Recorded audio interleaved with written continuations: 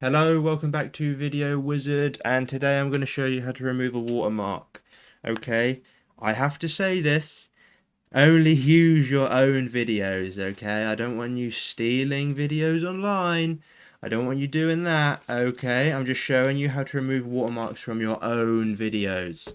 So, how are we going to do it? So, first thing we're going to do is head into effects, and we're going to pick Gaussian blur. I hope that's how you say it. I'm going to drag and drop that onto my video, and I'm going to head up into effect controls, make sure that's selected. If you can't find effect or effect controls, it's in window, and you just make sure they're ticked here. So now I'm going to go into Gaussian blur and I'm going to select a mask. Okay, don't do an opacity, don't do it there because it will mess up your whole video. So Gaussian blur, I'm going to select mask. I'm going to drag and drop that over this, and if you're wondering why I selected the rectangle, it's because it's what fits best with this watermark. But I'm going to drag and drop it over this watermark, of course VW for Video Wizard, and I'm going to go all the way down to blurriness. Okay, and I'm going to put blurriness all the way to the top.